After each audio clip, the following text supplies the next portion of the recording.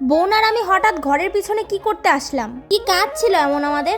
আজ সারা বিকেলটা আমাদের কেমন কাটলো? আরে হঠাৎ আবার কাট কুড়োচ্ছি কেন? আরে পুরো ভিডিওটা স্কিপ না করে দেখতে থাকো, বুঝতে পারবে। তো hey hi everyone, welcome to a new mini blog. আমি বৃষ্টি চলে এসেছি আরো একটা মিনি ব্লগ নিয়ে। আজ হলো 14ই জানুয়ারি, মকর সংক্রান্তি। এই দিনে তো পিঠে খেতে হয়, সেটাই সারা বছর জেনে এসেছি। সারা বছরও তো আলাদা করে আর পিঠে বানানো হয় না, তাই এই দিনটায় যদি না বানানো হয় আর খাওয়া হবে না। এই মা সকাল সকাল বাজারে গিয়ে পিঠের সব সরঞ্জাম কিনে আনলো বিকেলে পিঠে বানাবে বলে। এই ব্লগটা ঠিক ব্লগ কিনা আমি জানি না, বিকেল থেকে শুরু করছি।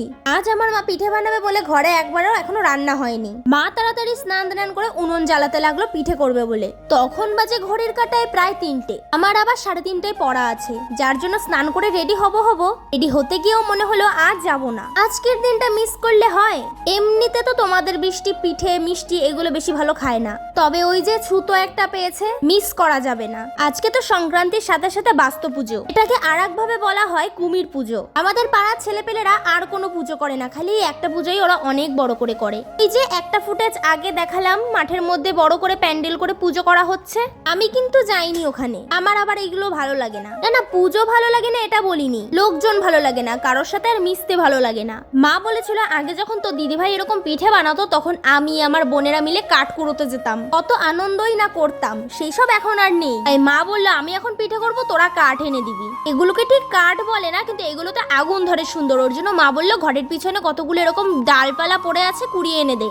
তাই বেশি না ভেবে বোন আর আমি পিছনে চলে আসলাম এই কাঠগুলো নিতে। ছিলাম পেছনে এই কুটো কাটাগুলো নিতে, এমন ভাব দেখাচ্ছিলাম মা আমাদের পাঠিয়েছে যুদ্ধ জয় করতে। আমাদেরও অবশ্য সেরকমই মনে হয়েছে, এই কটা নিতে গিয়ে আমাদের অনেক কষ্ট হয়ে গেছে। এসছিলাম কুটো কাঠা নিতে, কিন্তু তার ছুতোয় পিছনে এসে একটু রোদ পোহানো হয়ে গেল। যেহেতু শীতের বিকেল, তাই একটু রোদ হলেও ভালো লাগছিল।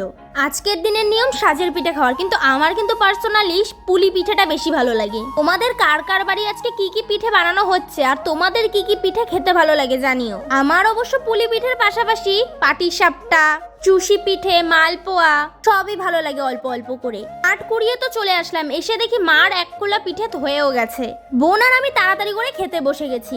এই গুড়টা কিন্তু আমাদের বাড়ির তৈরি, পুরো খাঁটি। একটা কথা কি, আমাদের আবার এই দিক থেকে ভালো যে আমাদের গুড় কিনে খেতে হয় না কোনো বছর। তারপর আবার খাঁটি গুড় একেবারে। পাড়ায় একটা গাছ আছে, ওটাই বাবা প্রত্যেক বছর কাটে, তাই ঘরের খাওয়ার মতো অল্প একটু হয়েই যায়।